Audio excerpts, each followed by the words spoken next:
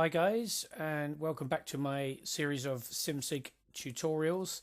And in this one I want to look through Saltley, which is based on a power signal box that was built in the 60s I believe, but actually now represents the area that would be controlled by the West Midlands Signalling Centre.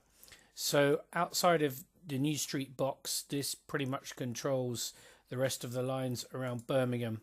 Now this is a big simulation. You can just about manage it by yourself. I would recommend, if you're doing that for the first time, slow it down slightly, maybe somewhere between half speed and normal speed, just to give you a time to kind of take stuff in. And I want to kind of first of all show you here how big this is. So this is the left hand side of the simulation. It goes all the way across here. This is kind of the center, then it carries on, and up here we're over at Nuneaton and Wicklow Junction. So the reason this is so complicated, apart from its size, is both the number of different services that are running here, but also the various different combinations. So you tend to have trains from Nuneaton, so you get a lot of freight using this line, and also services from places like Leicester and Stansted Airport and Norwich and those kind of places coming towards Birmingham use this line here. We have the Dormill Colliery, which has a couple of coal trains every day. And then the Wicklow Junction is basically the line to Derby. So if you go from Birmingham to Derby, you tend to go up the fast lines in this direction. There is another alternative route as well. And you get a lot of north-south traffic here. Obviously, you get the cross-country trains. You also get the various kind of West Midlands trains and stuff like that do a number of services as well. So this goes up to kind of Burton-on-Trent and then Derby. These trains then kind of converge here at Water Orton. And just to note here that there is a little kind of joining line here. So it's fairly common for freights to come down to Whittaker Junction to effectively give the fast trains a way of passing on the fast lines, but certainly not all freight traffic goes down that way. We also have Kingsbury kind of sidings and shunt frame here. We'll come back to that in a minute. We then, once we get past Water Orton, we have a freight and kind of ECS only line here. This basically avoids the centre of Birmingham and goes up towards Bescot. So you get a lot of freight trains that are avoiding Birmingham going in that direction. And they can kind of come in lots of different directions. They can go east-west. They come in from east and west. But you've got some kind of single track stuff here. So plenty of opportunity to block things up. We then have the kind of main freight area of East Birmingham here. So you have the main lines in the centre. You have some goods lines. But also note that the line at the top is up and down goods. And clearly, because of where the crossovers are and the directions they're in, you can very easily log jam this. If you put a train in one end and a train in the other, then the train on this side is not going to be able to get out of the way. So just be really careful of that. Then we have Washwood Heath, which is not heavily used in the simulation. This is the ready mixed concrete terminal down the bottom. A couple of trains kind of go through there.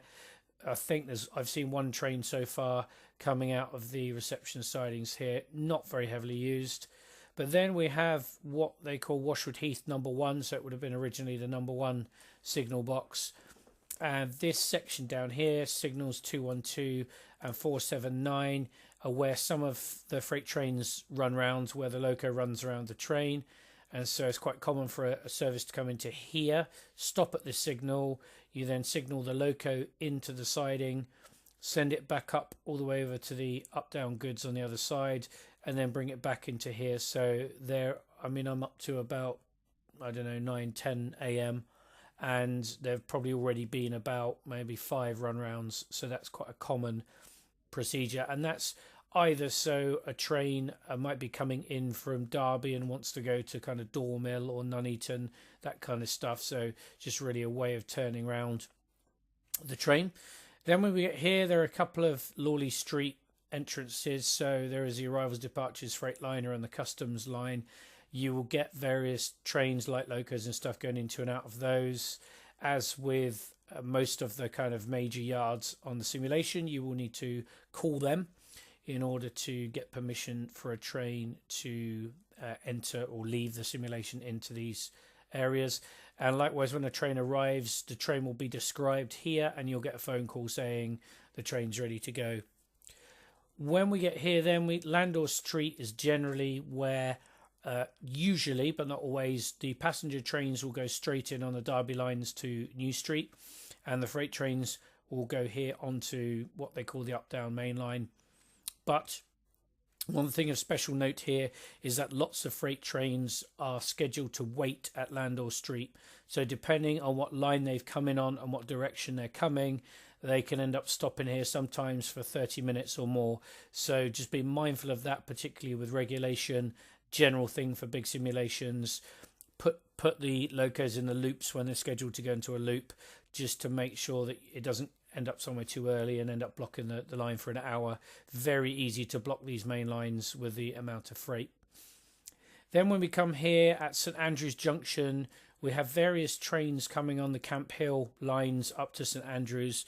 So what we tend to get is cross-country services from New Street that are going down this way towards Bicester, Oxford, Reading, that kind of direction, come via St Andrews Junction. You also get this situation where some trains to Cheltenham, Gloucester, Bristol, the southwest kind of direction, some of them come down the Camp Hill line and basically avoid this local line at the top here by coming all the way down Camp Hill where there aren't any stations. And likewise, some passenger trains come up this way and turn left at St Andrews Junction as well. Just be careful of that. Again, if you get a freight train that's running quite slowly, you could end up with a passenger train stuck behind it quite easily. If we then carry on up the top here, this is effectively the Redditch and a Longbridge local line. So lots and lots of trains on here. The 2N trains. Generally, the 2N trains will go into the slow line at Kings Norton, stop at Longbridge into the reversing siding, back out again with a new head code, as you can see here, and back towards Kings Norton and into New Street. So the Class 2 trains will always go that way, and that's because these lines here are not electrified, and these are all electric trains. So and also the fast lines here are not electrified, and the slow lines are. So you'll find that the Class 2 trains are always here.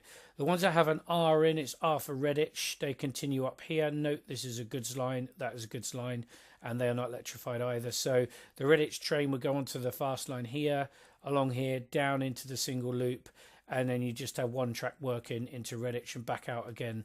So generally what happens, as soon as you've sent a train in there, you can interpose the departure code into that bottom box.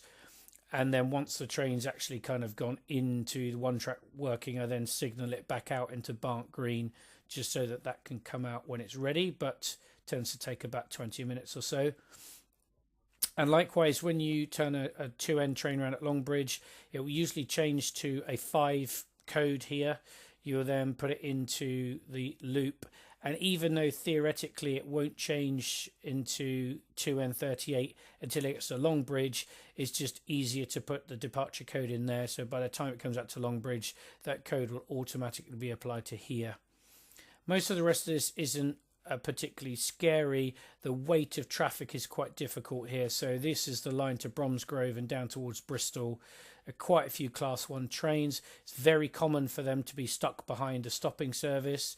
Don't worry too much about that, but just be a bit careful with regulation, because it's very common for these Class 1 trains to arrive early, which isn't necessarily a terrible thing. But obviously, if this is stuck behind a Class 2 train and there's another Class 2 train here wanting to get through, then you're going to end up screwing up the times for the local service. So just be a little bit careful. And likewise, it's very common for a Class 1 train to come out immediately behind the stopping service, and you'll get messages about stopping at red lights and all kinds of crazy stuff like that. When the Class 1 trains get to here, they tend to stay on the fast line. Remember, these are diesels. These are, in this case, that's a Class 170, so they can just shoot straight through. Be a bit careful again regulating here. You'll get some trains coming out of here. You'll get the fast trains, some freight trains coming up from Bromsgrove, so just be a little bit careful, but generally nothing too terrible. The junction here is pretty slow. So if you're, say, putting a train down onto the Camp Hill line, then that takes a bit longer than it should do. So if you've got a train bearing down on signal 44 here, don't put a train across there, otherwise you'll be making that stop at a red light.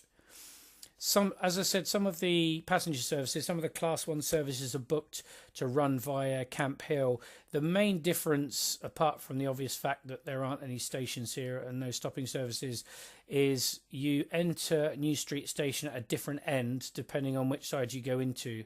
So if this is a service that's, say, going up to Edinburgh or via Manchester, then it makes more sense for the train to come via Camp Hill, because then the driver doesn't have to change ends when they come into New Street like they would do if they came in at this end. So there is some kind of reversing going on. Obviously not so important with the multiple units that we're using nowadays. It would have been different with locos to avoid the loco run round, but still they still do that. So just keep an eye on that. Just one of the many ways to catch you out. Another thing that you sometimes get is trains going around the curve here. They are generally only empty coach in stock services. So in the morning, when you first start up Saltley, you get tons of services coming down from Derby direction as empty coach in stock into New Street to kind of feed all of these early morning trains. But every now and then you'll get one that won't go in directly that way. It will come up here, it'll go round the curve, and it will go in that way. Again, watch the timings, because the ECS tend to arrive quite early. And with all the regulation of these services and the number of local trains, you can very easily be causing delays. If we then go down Bordsley Junction, down to the kind of south bottom panel of the West Midlands Control Centre, we pretty much get these stretched out lines, but that's just kind of visual. In reality, that's quite a short block, as you can see by the train, the track circuit there. But another kind of key pinch point here is Tyseley Depot. So it's a pretty big depot. Almost all of the local multiple units are stationed here at night and come out in the morning. So in the morning, you've got lots of ECS moves from Tyseley, from the departure line up the Bordsley line into New Street, usually via Camp Hill. When you bring trains back into Tyseley, fortunately, you don't need to call Tyseley to put the train into the arrivals line. You can just send it in, and that's just a nice little helpful thing there. This can be a bit annoying sometimes as well. You'll get a call because the shunt neck crosses the main line. You'll get a call saying as a service may be going from DTS to the shunt neck and back into the carriage sidings, which you have to obviously authorise signal and signal back in. It's just one of those little things. There are also joins and divides that happen on the neck as well. So you might send a train back into the carriage sidings and then get another call saying the train's waiting at signal 436, and that's because it divided in the neck. So it's not just a neck, it's much more than that, which is a bit annoying. We then have the kind of very heavily congested lines across Snow Hill. Effectively, once you get to Galton Bridge, this line then carries on to places like Stourbridge and Kidderminster and Worcester and those kind of places. So these aren't just services that are stopping at Snow Hill and turning round. There's a lot of through traffic. There are lots of trains coming here, and particularly in the morning you have to be very, very careful of timings, because again, ECS trains tend to come quite early, and if you're not careful, you'll end up blocking a platform for some of these services, which do occasionally cross over and use platform 2. You also get some trains dividing in Snow Hill, so there's a fair bit going on. On the positive side, at Snow Hill, you got train ready to start signals, so you'll hear a lot of those going through the day on Saltley. Kind of helpful, because nothing like at Dorridge where you don't know when the train's ready to go until 2 minutes later when it calls you up. But there you go. Trains tend to be C for Dorridge. The H numbers go all the way to Leamington. They're usually like the Marylebone train, so that's Birmingham to Marylebone, class 1. And the S trains go towards either Shirley or they continue on to Stratford. So that's pretty much how they work. Almost all of or probably all of the class 2 trains coming this way go up on the Snow Hill line. Most of the class 1 trains also go that way, but be careful, because for instance this one is actually Reading to Newcastle. It's a cross-country train, so it's actually going to New Street, not to Snow Hill. So you just got to be a little bit careful there. Also, putting freight trains through, you've got obviously got to judge, do I put the kind of class 1 passenger train in front of it or behind? There are sometimes like here where the class 4 train is actually scheduled to arrive at Leamington before the class 1 train, which might seem a bit strange, except this train here, for example, stops at Solihull, Dorridge, Warwick Parkway and Warwick before he gets to Leamington, whereas obviously the class 4 train just moseys along. So again, it's still all about reading the timetables. I did have a gotcha earlier on when I had 2 services which were both 1G12. One of them was going to New Street and one was going to Snow Hill. I put the one to Snow Hill up here, and then when I clicked on it, it said it was going to New Street, because obviously Simsig gets confused sometimes when it has the same code as something else. So of course I cancelled that down, waited for the approach lock-in, set it here, then got a call saying I was set it the wrong routes, and I was kind of scratching my head, realised what had happened. So yeah, just because you click on something and get a screen up like this doesn't mean that it's definitely correct. It hasn't happened many times, so I think yeah, it's just something to be aware of if it doesn't look right. The track work around here is relatively slow, and also the neck at this end of the station is very short. There are no overlaps here. So when, for instance, 2C16 is going towards Dorridge, I need to signal it down this way. Now I will be able to set that signal, that route there. If I want to set this, however, I need to use these triangles to say, do I want it to go upwards or do I want it to go downwards? Now clearly, if I do that, it's not going to work because this route's set across here. But if this isn't stopping at Tyseley, which it isn't, and I set this, say, this way to that arrow, then that signal will clear, but then I'll have to wait for the train to stop at Tyseley before that will clear down and let me signal it downwards. So again, just be mindful of that. Don't be too eager to set these if you can't set them in the right direction. And obviously with lots of services crisscrossing here, you know, make sure you leave it last minute. You haven't got traffic coming through at 90 miles an hour. You don't need to set the route 4 signals in advance. Wait till the services get towards these 2 signals, and then you can just decide which one you want to put through. Other than that, most of this is fairly straightforward. I mean, lots of these little weird places like the ground frames and stuff, Caledonia Yard, they're not really used very much in the modern era, so nothing too much to worry about. If we then go down towards Leamington, so this, remember, this is the line to Marylebone, but it also then is Bicester, the branches off at Bicester towards Oxford and onto the Great Western to go into Reading for the cross-country services. This is one of the most pain in the neck parts of the simulation at Dorridge, and it's because Bentley Heath level crossing is too close to the station. So this block here from signal 142 extends all the way across the crossing, but because it's a like an operator, what they call it, there's a crossing keeper who operates this, and it's kind of simulated here. What happens is you set that route, you then have to wait for the train to get close enough to here for the guy to lower the level crossing, for the barriers to go down, for that signal to clear, which means that even if a train is stopping at Dorridge, you effectively have to lower the level crossing to do it. And when you add into that the fact that lots of services, all of these 2C services, go into platform 3 at Dorridge, which involves crossing over here, it basically means if I do what I've done here, I can't actually send a service into platform 2 until that's clear, and then I have to do it quickly enough so I don't have to wait for the barriers to go all the way up and then all the way down again before that clears. So that's really annoying. If they'd have just put one more little signal here, would have made everything so much easier. So there are times when the arrival and departure times of these services conflict with each other. You've got the trains booked to arrive at the same time, but they literally cannot, because one move will always conflict with the other. So be mindful of that. It's a pain in the neck, but there's not really much you can do. Then when we get down to Hatton, in the morning you have an ECS service that goes up Hatton North Junction and through the single track and down towards Stratford, and during the day you then have various services, usually the 2D or 1D services will go from Leamington around the loop to Stratford, and then the 1H services are the ones in the opposite direction. So you can see here 1H28 is Stratford, actually to Marylebone as it happens, via Hatton. So there's some stuff using the kind of the down part of the loop, but there isn't a lot using the north curve.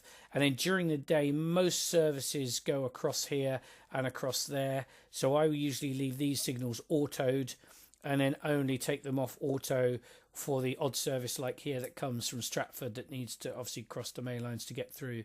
And as with all of these things, again, check the timing. 1G happens to be stopping at all of these stations. So even though 1G's here and 1H28 might be here, rather than thinking, oh, I better signal 1G all the way through, you might then find that your 1H gets stuck in here, or you have to cancel down the route and get your penalty for doing that. So so tend to leave those autoed across the junction, and then once I see a D service or an H service appear, then I'll kind of do stuff accordingly. That then leaves us just with the Stratford area, so Stratford on Avon panel, if you like, which is relatively quiet, but because it's a mixture of semaphore and colour light signals, it takes a little bit of getting used to, and some of the signals seem to work automatically and other ones don't seem to. So in some cases, like here, TOR, train operated route release, is kind of enabled. So in some ways, all of these should be clearing down, the route should be clearing down as the train passes, which has happened here, but from memory, it doesn't happen on these signals. So, but I think they might auto clear, even though they're showing red. A lot of them will only go green when the train approaches, so that's just another confusion. And then when you set, say, a route from this branch signal here, you need to make sure you click on the correct one of the semaphore arms to set the route through to the next signal. I think it's the main one is the line to Henley and Arden, and the shorter branch is to Bearley. So that's that. And then Stratford inconveniently only allows the train to enter to platform 1. So most of the time there's only one train in there at a time, so that's fine. It arrives and leaves from platform 1. But in the morning there are a few extra services. So there is one where I think it arrives and splits. The back end is a departing service, but then the bit that's left in the platform then shunts into platform 2 and becomes something else.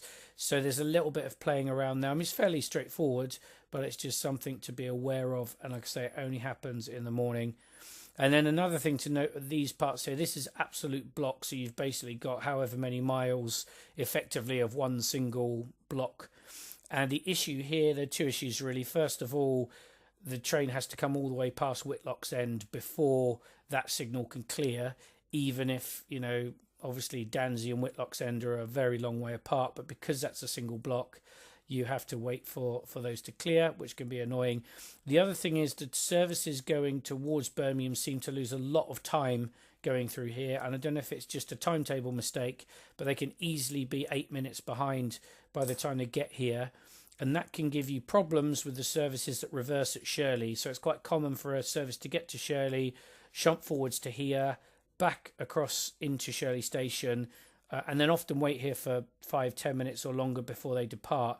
So you have to be a little bit careful. You have to judge it and say, well, if this is running 10 minutes late and this is waiting to cross over, do I just leave the shunting service waiting, which usually you would do because you kind of want that one to clear and get through and carry on. But it's another one of those areas where you could quite easily think, oh, that's ready to shunt, let's do that now.